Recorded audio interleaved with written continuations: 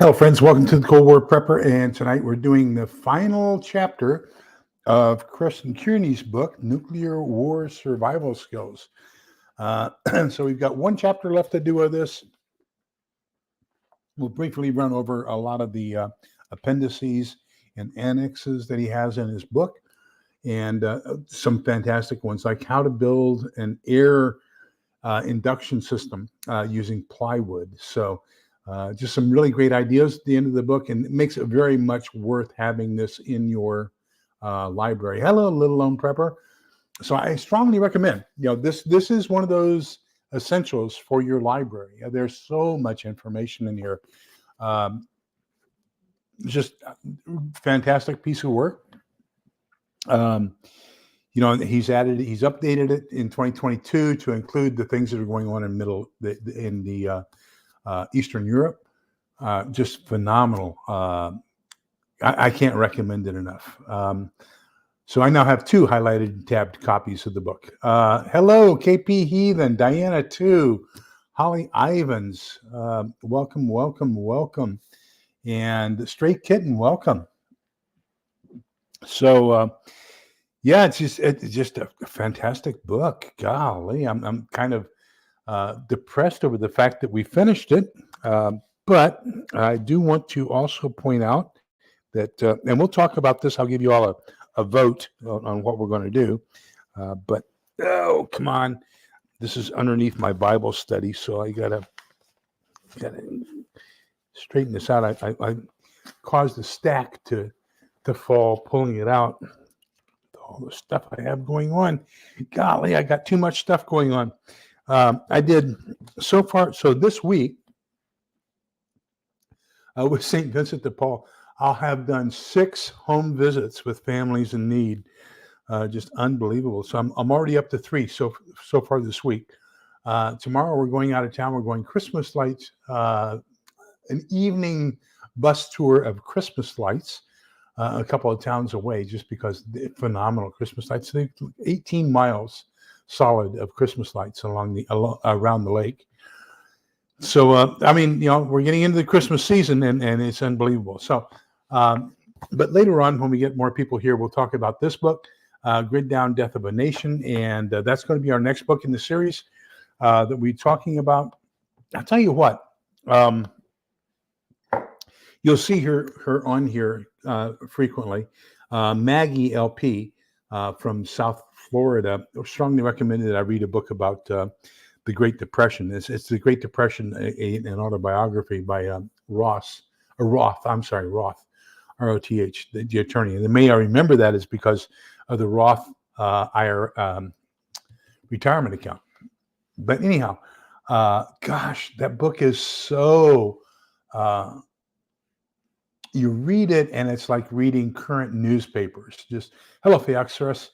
But and Pepper Book Club, Pat Butler. Wow, look at all the great people. But you read it and you say, golly, this guy's talking about current economic trends in the U.S. and just unbelievable. So that's another one that I would like to get into here shortly. But we will be talking about this one. I'm going to give you some options. We're not doing the Constitution and U.S. civics and intro to government for the next 2 weeks because they happen to be on holidays.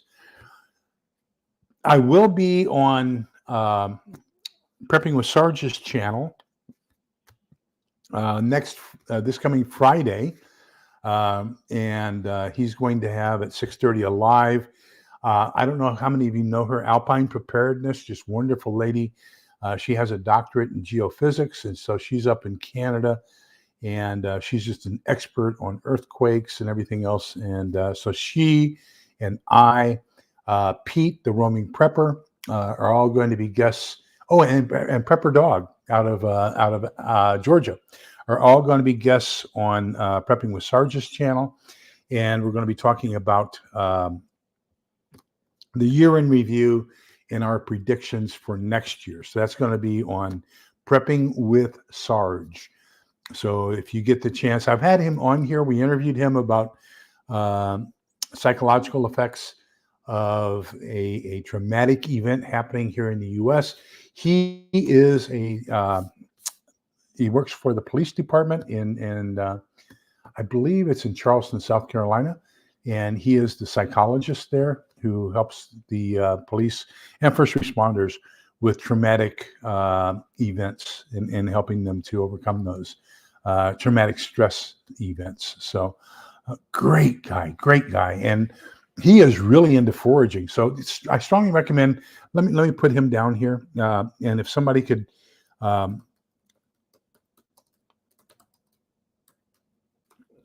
If one of my moderators could find his link and putting it up there for me, I would greatly appreciate it. Oh, little lone prepper, you are so phenomenal. Thank you so much. But anyhow, that is just a fantastic channel. So we're going to be talking this coming Friday, and he does his at an odd time. He does 6:45. And so we're going to be talking starting at 6:45, and just some great people, other than me, talking about what we think is going to happen the next year and what we have already seen happen this year. I'm thinking about getting a group of people together, probably right after the first of the year, just saying I try to avoid the news and what do you call it? Predictive things that are going on. I have a tendency to more focus on the solutions should those predictive things happen. So probably what I would like to do is get maybe 2 or 3 of my other buddies that know a lot about prepping and say, what are 2 or 3 of your greatest prepping accomplishments this last year? And what are 2 or 3 of your prepping goals for next year? So, what did you accomplish that you're really happy with in getting yourself ready for whatever you're getting ready for over the course of last year? And then what are you doing? What do you still want to do even more so in the incoming year, 2024?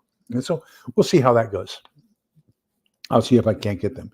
So if any of you would like to participate in that, please send me an email. If any of you have any recommendations on who I should invite, please send me an email on that as well. I would love to get your opinions on that. Okay, so we are now almost 8 minutes in. We've got 15 people here, so we can go ahead and get into the content, because I think that gave people enough time to catch up with this. I've got a piece of popcorn hull. It's inverted, and it's kind of stuck to my cheek, like it caused a suction and just stuck to my cheek. Oh well, maybe I can wash it out with a drink here in a minute or two. Chapter 18, Trans-Pacific Fallout. I wanted to go get my 1979 edition of this book. I think it was 79 that I bought it. 1979, 1980. The original brown cover version, or gray cover version, I'm sorry. And see if because this caught me by surprise. I said, wow, I did not know that. But maybe I did and I just forgot. I don't know. But there's some things in this Trans-Pacific Fallout that just really knocked me off my seat. Okay. So on page, well, it doesn't have a page number. Oh yeah, it does. 151. On page 151, it talks about potential dangers to America for Trans-Pacific Fallout. Figure 1 is a map showing fallout from a single above-ground Chinese nuclear test explosion of just a few hundred kilotons on December 28, 1966. It produced fallout that by January 1st, 1967, so I was a freshman in high school when this happened, in the fallout cloud covering most of the United States. This one Chinese explosion produced about 15 million curies of iodine-131, roughly the same amount as the total release of iodine-131 into the atmosphere from the Chernobyl nuclear power plant disaster. The Lawrence Livermore National Laboratory's preliminary estimate is that 10 to 50 million curies of iodine-131 were released during the several days of the Chernobyl disaster. In contrast, the estimate of the iodine-131 released during the 3 Mile Island nuclear power plant accident, the worst commercial accident in power plant accident in American history, was only about 20 Curies. So basically what it's saying is we had this above ground nuclear test. Hello, South Florida DCO. Pepper Book Club, welcome. And Holly Ivans, welcome. So anyhow, so the Chinese did this above ground nuclear test of several hundred kilotons, a few hundred kilotons, and the radioactive fallout overflew the U.S. And so they give a nice map on the page before, right here, of and it basically just from where it was set off in China and the amount of coverage it covered the entire United States. It looks like the only place that did not get any significant fallout from that test was Florida. So, kind of interesting about how the winds aloft carried that. So it appears that a nuclear power plant that might be of the same thing, because they're comparing this explosion, this test in China, to Chernobyl, and they're also equating it to 3 Mile Island. Interesting that they don't bring up Fukushima in here, but so if we were to have some nuclear power plant problems, how would that happen on a global reach? And so just unbelievable. Now, this is the part that I just don't remember having learned before. So I don't know whether I forgot it or whether I just didn't catch it the first time I read the book. But it says that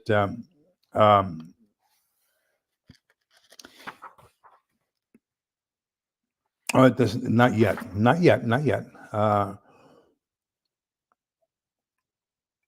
I got it. I got the popcorn hole. Unless such unavoidable, time-consuming, expensive countermeasures are taken, several thousand additional Americans might die from cancer in the following 20 to 30 years. So basically what they're saying is that the, iodine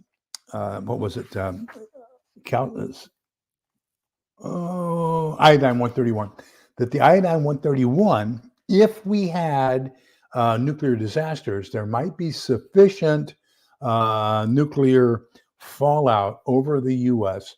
That it would take 20 to 30 years for people to die of thyroid cancer as a result of those things going off. That's assuming one power plant disaster inside the U.S. So we have, I think, 54 nuclear power plants in the U.S. and then God knows how many around the world. So, that could be the problem that we really need to be focused on, is what happens if they all go boom or have a meltdown at the same time. Y'all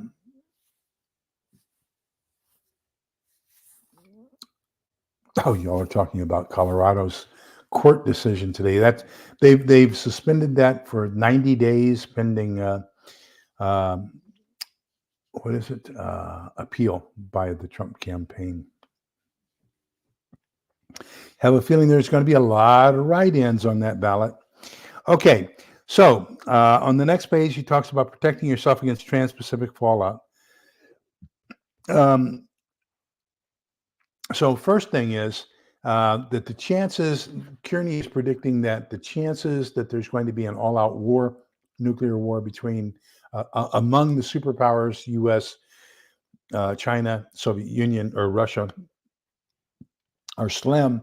He says that the primary opportunity for nuclear fallout is going to be from, something happening in Europe or Eastern Europe or in the Middle East, somewhere like that, and then that having that trans-Pacific fallout coming across the Pacific, and then the fallout coming down.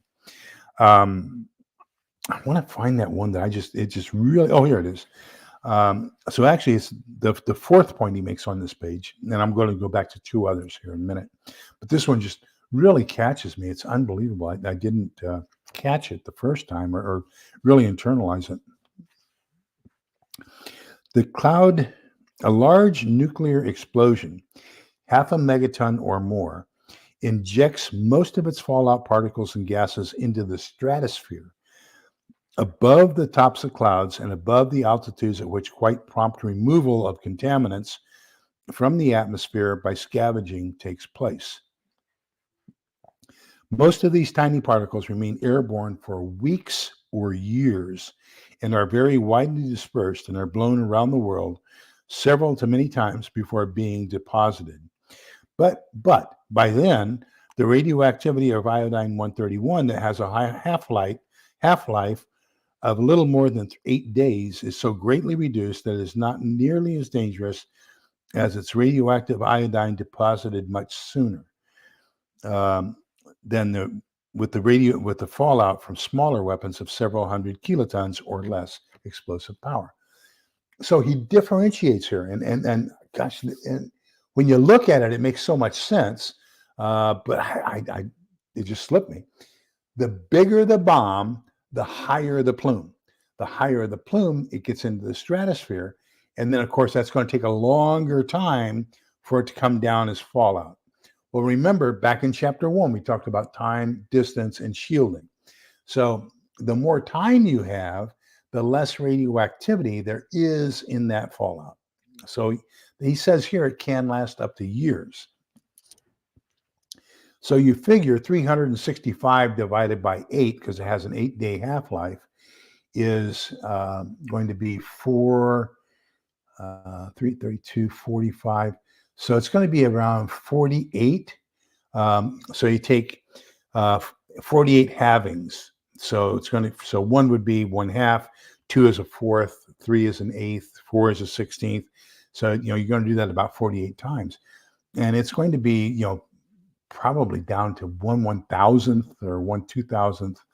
Well, it's got to be more than that, because there's that thing where they say, which would you rather have, $100 an hour for a year, or would you rather start off with a penny an hour and double it every hour, and then do that for a month? And if you do the doubling of the penny for a month, and you work 160 hours, then you're going to be a multimillionaire. So I would imagine that if you do the half-life of 4 times 48, that's going to be imperceivable amounts. It's barely going to show up on your Geiger counter. However, going to the next paragraph, and it says nuclear explosions smaller than about half a megaton, 500 kilotons, will inject all or almost all of their fallout in lower altitudes within the ionosphere below the stratosphere. So that means it doesn't go up into the upper reaches, and it will have a plume. That plume is going to be a lot shorter lived, and so it's going to come back down to Earth a lot quicker, which means that the smaller yield, if it has radioactive fallout, is going to have a greater concentration of fallout than the larger yield, because it's going to throw it up so high. So if your goal is to contaminate, then you're going to use smaller yield weapons and have them as ground bursts, so that they contaminate a lot more of the land, and then that contamination doesn't go up quite as high. It's going to fall down, and you're going to have radioactive fallout over a greater area than with the larger ones. So I think the larger ones especially are going to be primarily focused on air bursts. Okay, so now let's go with the next two paragraphs after that. Let me see. Somebody said something. Yes, Holly. And thank you for bringing that up. Holly brings up a very important thing. So in 1966, when we had the explosion or the test from the Chinese, the fallout was enough to where they were concerned about it getting on the grass and the grains that the dairy cattle were consuming, and making sure that we didn't have too much exposure via that, because it would be transferred through into the milk supply and in dairy products as we came about. Same thing happened. We were in Germany. Oh, when was Chernobyl? 88, 89, somewhere around there. We were in Germany. Let me see. No, we got married in 84. So it had to be somewhere between 84 and 87 when we were in Stuttgart is when Chernobyl happened. And so in Germany, we had a lot of fallout on the grasses. And so we weren't allowed to consume any German beef or any German dairy products for about a year because they were afraid of radioactive fallout on it as well. So yeah, it definitely has that effect, Holly. Thank you for reminding me of that.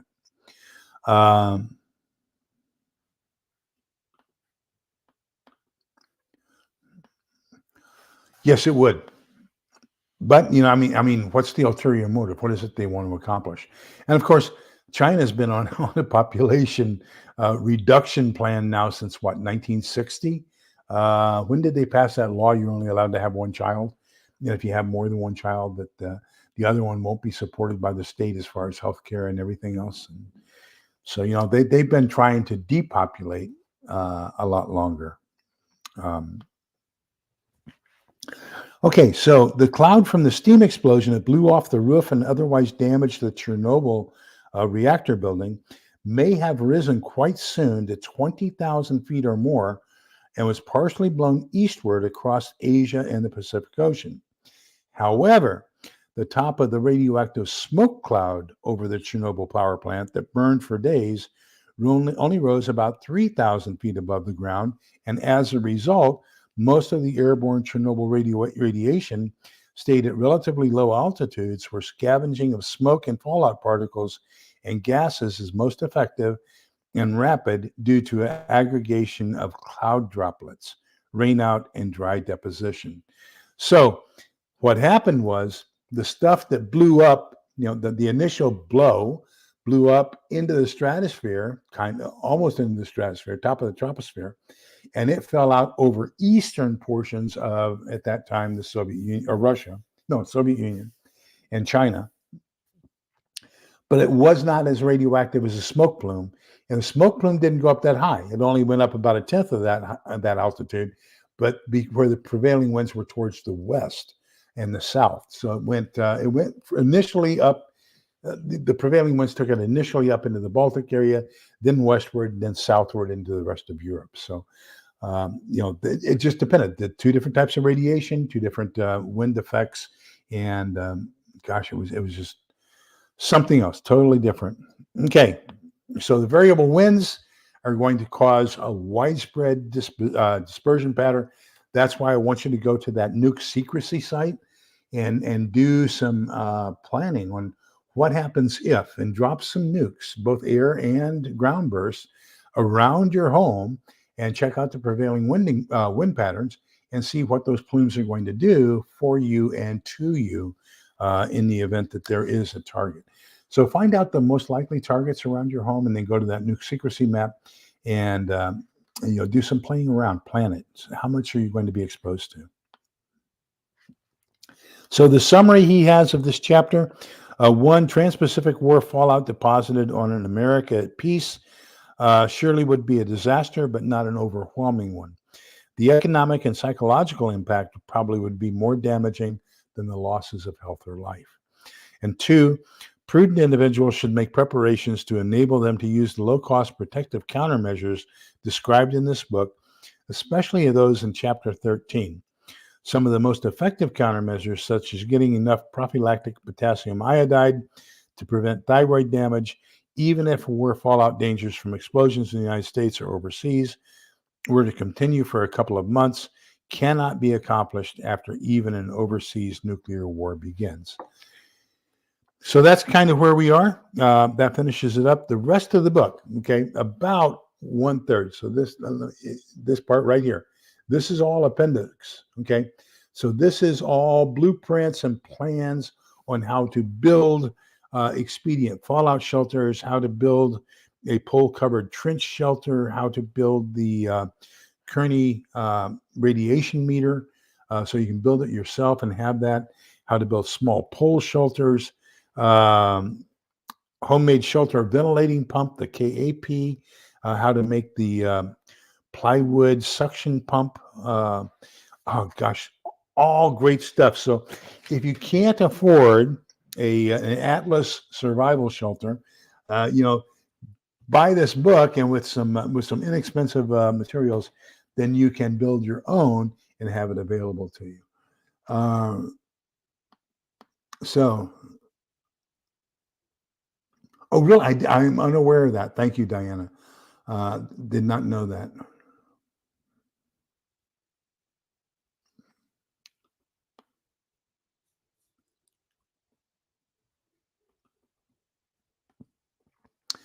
I would imagine so. I would imagine so. I know, the firefighters who gave their lives trying to cap that and protect the people are national heroes. I mean, everybody knows their names in Russia, and especially in the western portion of Russia, the Chernobyl area, in Kiev, and Ukraine and Belarus. So it's something else. Hi, Sumi, welcome.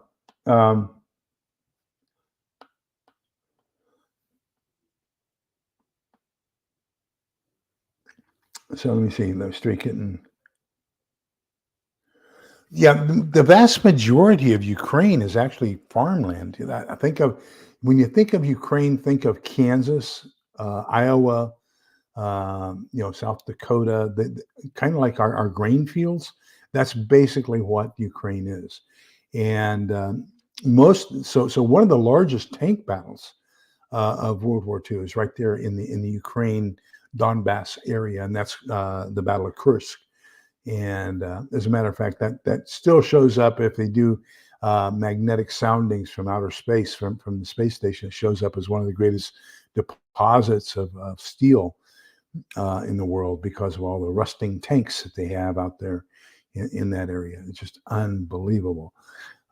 Yes, Sumi, you're absolutely right. It is Europe's breadbasket. It's also the world's sunflower basket. So Ukraine is the number one manufacturer of sunflower seed oil, and they are also the number one exporter of sunflower seeds. So that's another one of those things that they're really, really good at: potatoes, wheat, corn, and sunflowers. Some fantastic models. Okay, so we're pretty much done with that book. So I just can't stress it enough. Make sure you get a copy of this, add it to your library.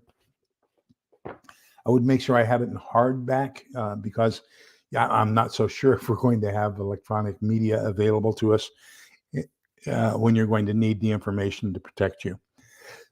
Okay, so now let's have a real quick introductory type discussion about this book. So this is Grid Down. I've got two links in the show notes. One is you can buy it off of my Amazon store, and I get points for that I can redeem. Then and cash equivalent, basically. The other one is there's a link for a free PDF. So if you want to buy this, if you want to get it for free and either read it on your machine or print it out and save yourself a little bit of money, although I think that printing on a home printer will probably be just as expensive as buying the book, to be honest with you. But either one of those two options, so that you have a copy of it to read. Since we do the nonfiction book club on Tuesday evenings, then next Tuesday is the 26th. So it's the day after Christmas. So do you all want to meet next Tuesday, a week from today? And do you all want to meet on Tuesday, the 2nd of January, the week after that? Do you want to start on this book? Then do we want to talk about something else? Do we even want to get together on those 2 days? Let me know what you would prefer to do. So Fiaxer says he was reviewing the airplane's design and was concerned about the 6-time increase in oxygen requirements during exercise.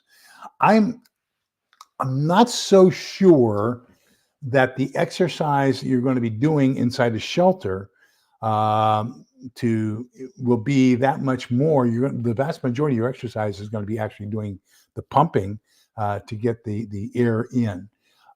So I'm really not that concerned about increased consumption of oxygen because it's going to be pretty sedentary. I mean, I can imagine having it so that I'm just sitting there for a 2-hour stint just lifting up and down, basically pulling a bellows, or slowly riding a bike or something like that. I don't think it's going to be that much exercise that it's going to have a dramatic increase in the overall amount of oxygen.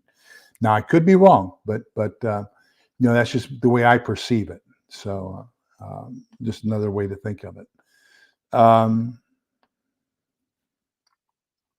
Oh, did you see today, speaking of that, what was the recall? There's a recall of applesauce. And Mary Greeley News. She's my expert I go to on, I watch her whenever she puts stuff out. And she's really good on Yellowstone. I mean, that is her strength. But she put one today that there's a recall on applesauce that evidently has lead poisoning in it, and she's saying that it appears suspicious and that it was done intentional. So when you read Unrestricted Warfare: China's Master Plan to Destroy the United States by Colonel Xiao and Zhang, I believe they are the two colonels from the Army, People's Liberation Army, Navy.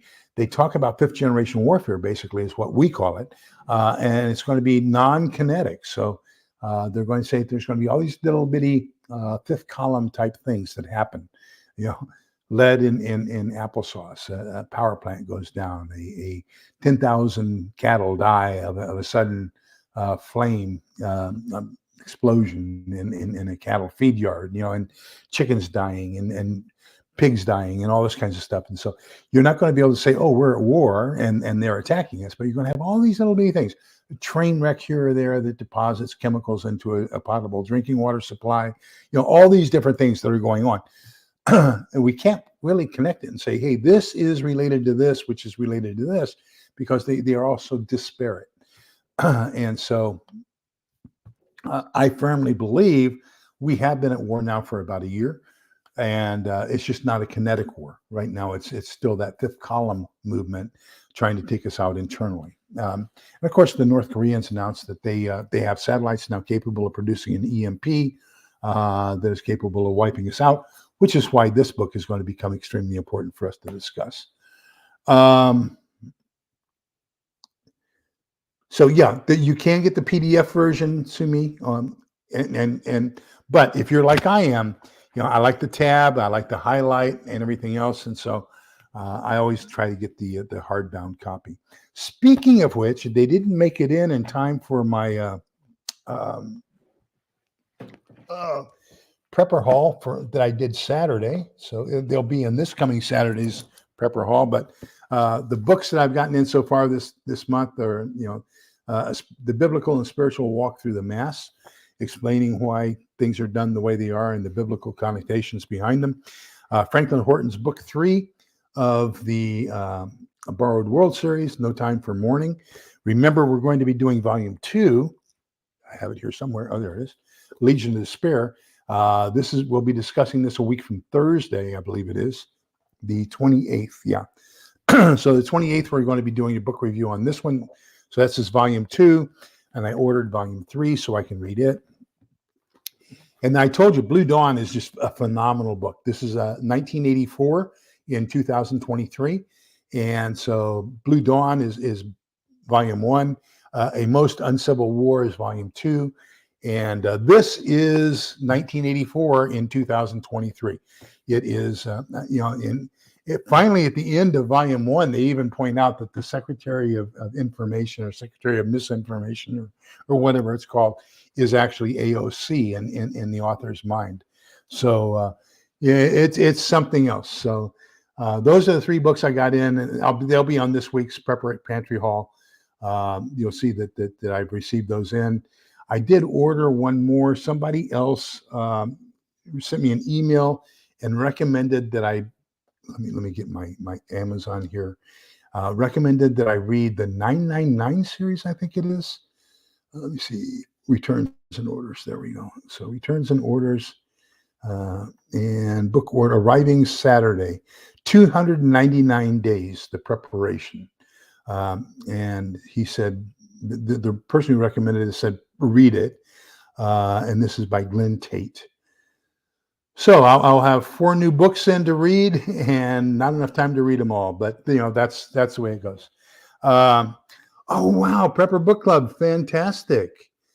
Just got Borrowed World volumes 4 through 6 on audiobook today. Golly, that'd be great. When I'm driving in the car, I listen to either EWTN, the Eternal World television network, and they have a radio station, or I listen to Relevant Catholic Radio. So I'm always listening to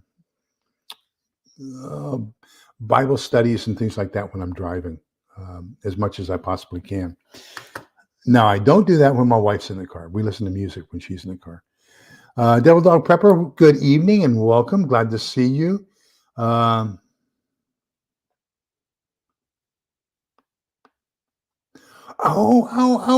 Phioxerus, I'm so happy you said that. Did you know that the chief of the counterintelligence FBI office in New York, who was the guy who was number one proponent of trying to link President Trump with collusion with the Russians, was sentenced to 4 years in jail today for collusion with the Russians? And then they've also got, he accepted $225,000 in cash from another foreign entity. I forget which foreign entity it was, but they've got more charges they're bringing up against him for colluding with our enemies and doing exactly what he accused others of doing. Let me get my mouse back. I'm trying to do it with the cursor button. And okay. So Prepper Book Club says that $2.99 was okay. Just seemed to stretch things out into too many books. Okay. Thank you for that. I love whoever recommended that I read Franklin Horton. Thank you so very much. I love his style. I love his detail. Blaine Pardoe is phenomenal. I love just Blaine Pardoe. I will probably, Blaine Pardoe, Stephen Smith, Chris Weatherman, who is American, and Franklin William Forstchen, Franklin Horton. God, what great authors! I love them all. I will probably read anything and everything that those 4 or 5 ever put out.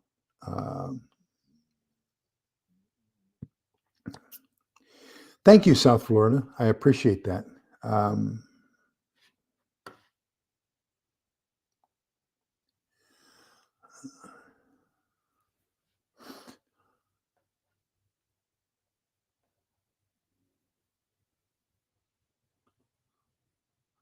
Did I get Exploring Home? No, I haven't. Is that volume 12 of The Americans?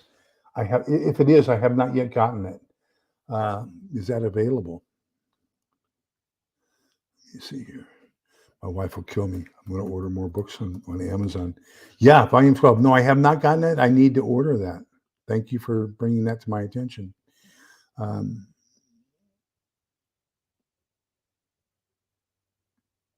So paperback is $17.99. And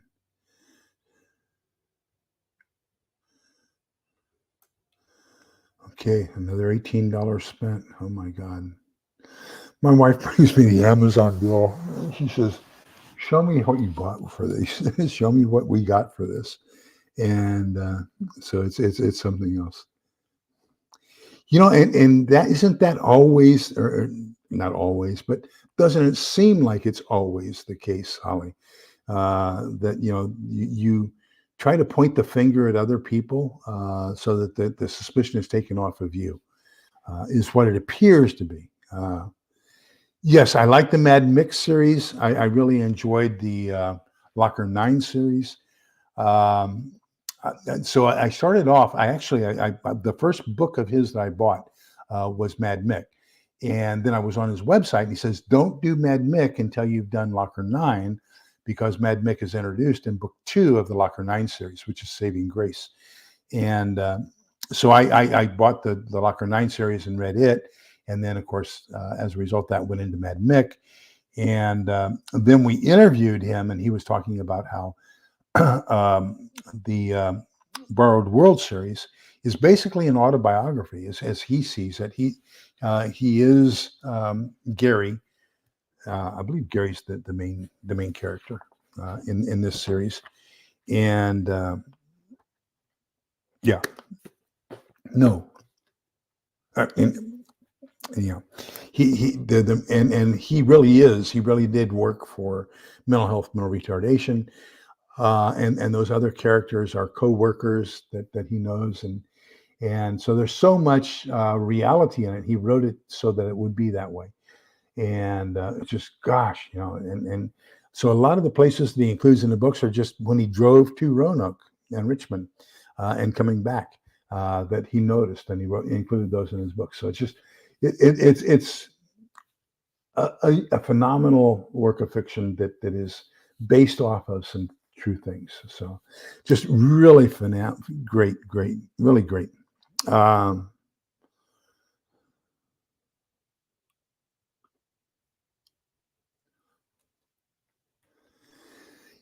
True.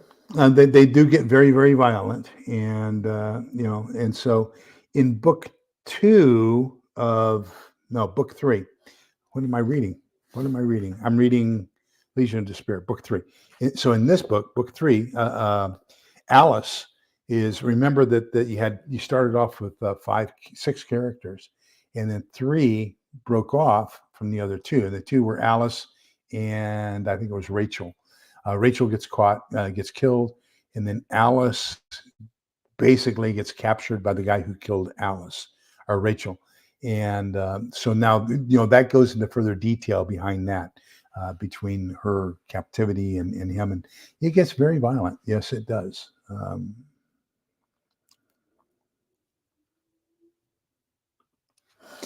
So, I couldn't tell you which series I like the most. I will tell you that the one that I have enjoyed the most, if I have a favorite book, it probably will be Blue Dawn.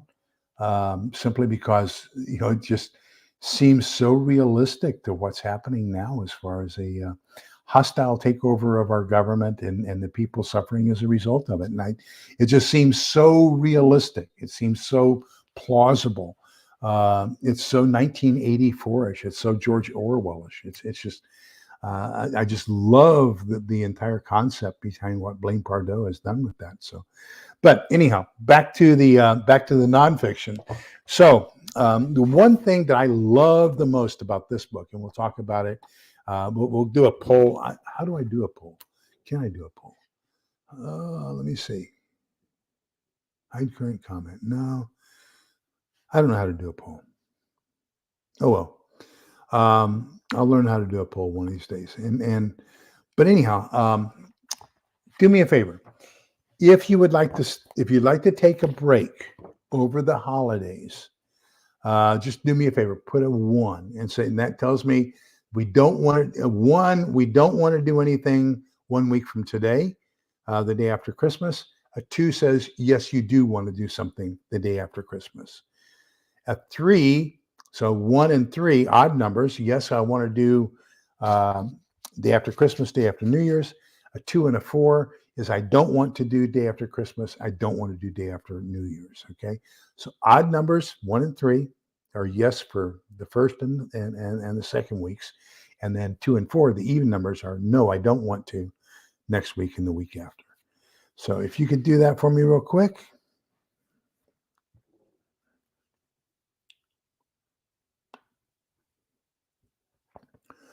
Or am I still live?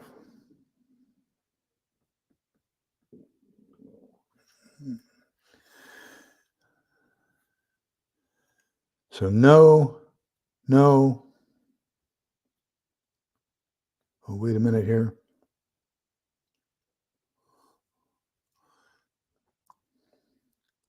Okay, so 1, you want to get together next week. 2, you don't want to get together next week. You want to take a break. 3, in 2 weeks, you do want to get together. And 4, in 2 weeks, you do not want to get together. So if you don't want to get together for the next 2 weeks because of the holidays, that's 2, 4. If you do want to get together for the next 2 weeks, it's 1-3. If you don't want to get together after Christmas, but after New Year's is fine, then that would be a 2-3. Does that make sense? Am I overcomplicating things? So we got, I believe it looks like the vast majority of people would like to take a 2-week break. So that's fine with me. So why don't we plan on giving you a chance to order the book or to download the PDF file, and that way it'll give you 2 weeks to get that read. And I tell you what, this very first, we're going to spend quite a bit of time as it opens up on page 5. On page 5, it starts the, what's it called? It's up here, the timeline. So I think that this timeline is going to be extremely important. So we may spend just on that first page an entire hour just discussing that that timeline, because there are a lot of things we need to put into that timeline that's not in there. For example, the food situation. Probably after a grid down, people are going to say, wait a minute, I got all kinds of frozen food I need to cook so that it doesn't spoil. And, I want to get that cooked. And so people are going to be outside grilling. So people aren't going to be aware that you're grilling because they're grilling, right? Then the grilling goes away. Now people are starting to get into their canned goods. How long is that going to last? So is the grilling going to last a day or two? So this book is Grid Down, Death of a Nation. So this is the report that Jonathan Hollerman gave to Congress about what happens if we suffer an EMP or a CME. And really enlightening. So, at what point are we going to be forced indoors and cooking odorless because we don't want our neighbors to know that we're eating while they're starving? So that all gets encompassed inside that timeline that's introduced on page 1 of this book, or page 5. So the book is already in the comments link, Holly, and there are 2 different links in there. One is to order it on the Amazon store, and the other one is to download the PDF for free. Okay. So I've got 2 votes for canceling, and I've got 2 votes for doing it both weeks. So we need a tiebreaker. So if somebody would please be a tiebreaker, I would greatly, greatly appreciate that.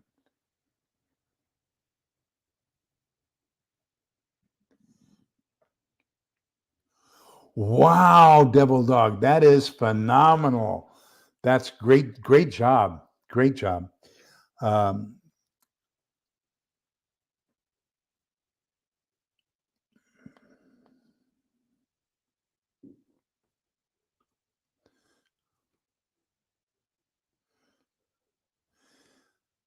Okay, so it doesn't look like we have a tiebreaker out there. We've got 2 yeses and 2 nos. 2 of those that I'm counting as no's said both 1 and 2. So that could go either way. So I'm going to count that as a tiebreaker, and I'm going to say, okay, we are going to start this book 1 week from tonight, the day after Christmas. We're going to do Grid Down, Death of a Nation. I have already put the links for both the PDF version and the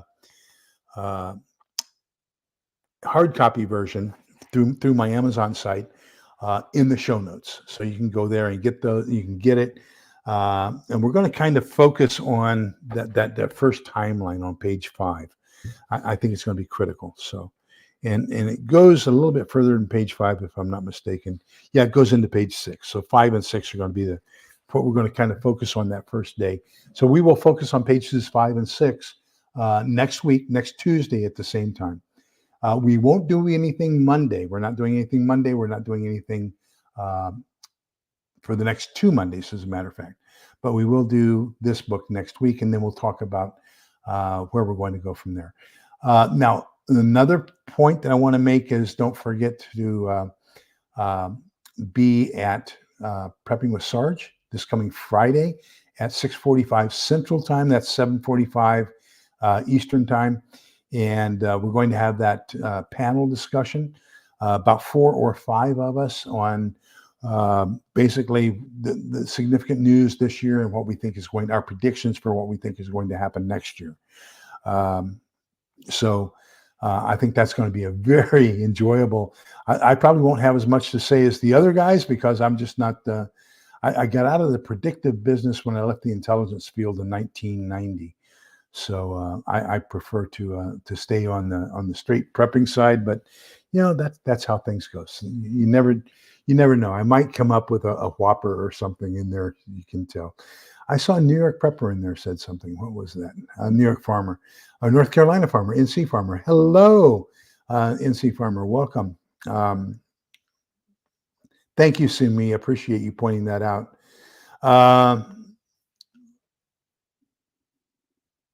You know what? Has anybody seen Yoder's canned bacon? The last couple cans of canned bacon I got from Yoder's were maybe a year ago, 2 years ago, maybe right after the lockdown. But I got 2 cans of bacon from Yoder's. I can't find Yoder's bacon anywhere. Have they discontinued it? Does anybody know? Is the canned bacon still available? I can't find it on Amazon. I can't find it on Walmart. I can't find it anywhere. So if anybody knows what the story is on that, let me know.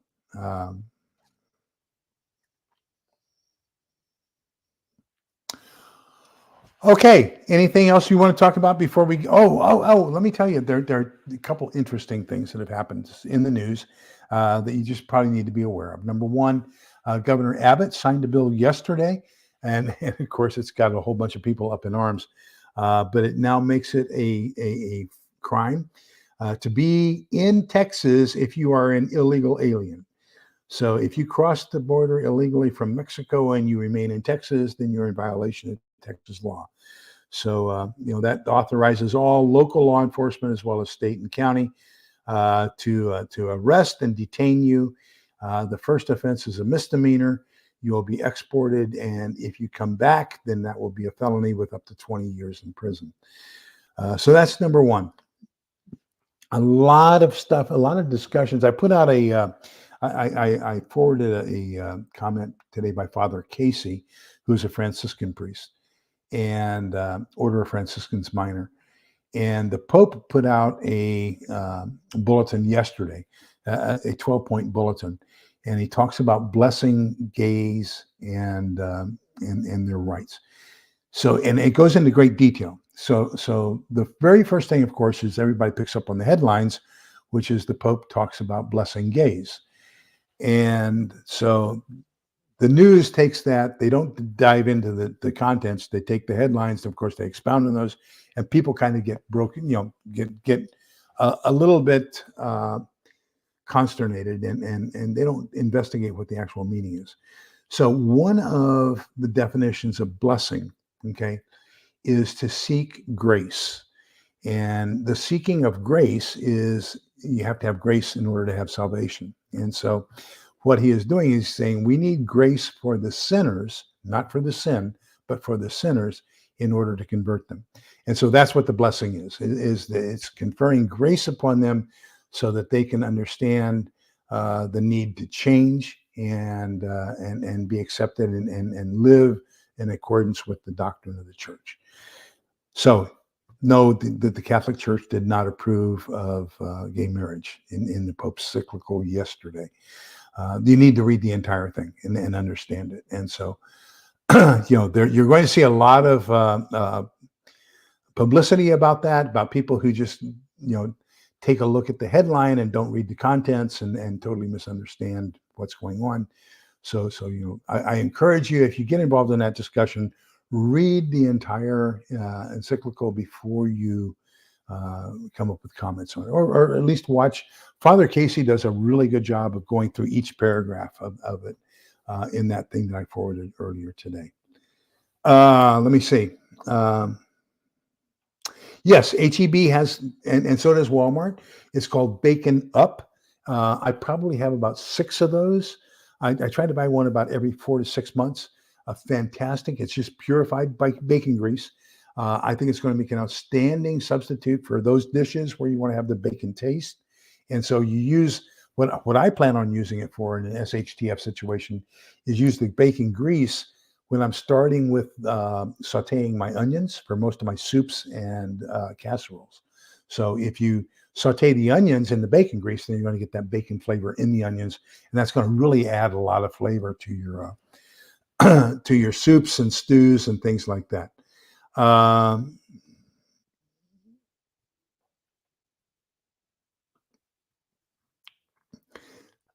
there are no federal land has to be dictated. So the truthful statement is that there is probably almost as much federal land. I guess if you include Alaska, there's more federal land in the U.S. than there is private land. However, that you were talking about national parks, forests, and things like that. As far as the border is concerned, then I think what you're talking about, Stray Kitten, is that the border enforcement has jurisdiction for the first 100 miles inside the country of the border. So that's where they primarily operate and try to catch people. But no, they don't. They don't have. It's not federal land. It's just they have enforcement authority for that first 100 miles, even though it is still private land. And as is the case, in almost the vast majority of the land that borders with Mexico in the south is private land. And so if you'll remember, when President Trump wanted to put up the border wall, people were anxious because he had to purchase land from them in order to put up the wall, because they couldn't put it up on private property. They had to put it up on government-owned property. So there's a strip there of, I don't know how wide, let's call it 100 yards, that they have started putting the wall up. Okay.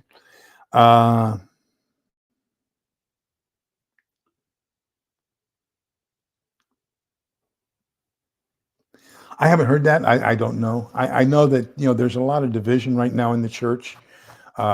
There's, of course, Pope Francis is the first Jesuit that we've had as Pope.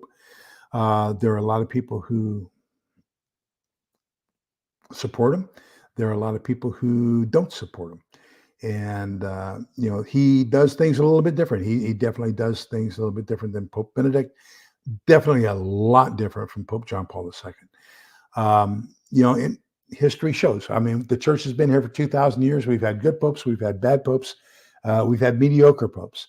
And over 2,000 years, you're going to get the gamut. And history will tell whether what Pope Francis is doing is good, bad, or indifferent. I'm one of those. I'm just an obedient follower. You tell me what I need to do, and I'll try to do it. And now I fail sometimes. I left the church from 1970 until 1989. I started getting kind of semi back into the church. Probably actually even earlier than that, because Helen and I got married in the church in 84. So I was kind of semi quasi back into the church as early as 82, 84. Totally got back into the church around 2005. So for about 35, 40 years in there, I was a Southern Baptist minister, and I was also a Mason. I was a Master Mason in the Blue Lodge, 32nd degree in the Scottish Rite. I was a York Rite commander in the York Rite, a knight commander, and I was a Shriner. And so the church doesn't like Masonry. Of course, there are a lot of churches that don't like Masonry. But I quite often have this discussion with people. I say, my life has been one of apologetics, and apologia is the Greek term for defending, to defend something. So apologia is the root word of apologetics, and that just means you have to defend something.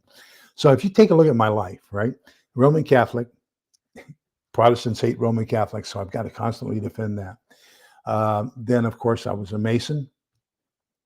Most people don't know anything about it. And so I have to constantly defend the truth about that to the extent that I can, because perceptions are one thing and reality is another. And most people go on perception rather than reality. The third one is I worked for an agency that can't defend itself either. So for 21 years, I worked for the National Security Agency. And so, a lot of stuff that the FBI does, the NSA gets blamed for. And it's difficult to defend that when you took an oath of secrecy. So and in two of those three instances, Masonic Lodge and NSA, is when you take an oath and you say, I can't tell you what goes on, except what you're hearing is not true, that becomes difficult. So my whole life has been nothing but apologetics. So I'm at that point in my life now where I just want to sit back and say, okay, let's let the world go on around me. Yes, the Outlook address is the correct address to send me your thoughts. No, I did not. But somebody, I think it may have been you, Stray Kitten. Somebody told me to watch Minneapolis Dying, or let me see here. I've still got like another 15 minutes left of it. Get rid of this. The Fall of Minneapolis. I still have 15 minutes left on it. Oh my gosh, what a documentary. Oh my gosh, watch it. Unbelievable information and newly revealed body cam footage and everything else. Stuff that should have, for those of you who have been watching my civics and U.S. government class on Monday nights, you talk about those police officers' Fourth, Fifth, and Sixth Amendment rights being totally destroyed in court, willingly and knowingly by government entities in order to appease the public and assuage any future rioting. They said that these police officers were sacrificed on the altar of Black Lives Matter in order to prevent any further rioting. And it's an atrocity. Oh my God.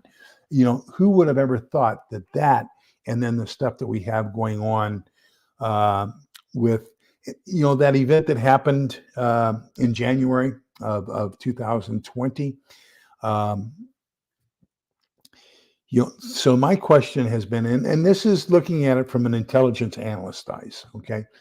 Every time that there was a MAGA event for the previous 5 years, BLM or Antifa or both were there counter-protesting.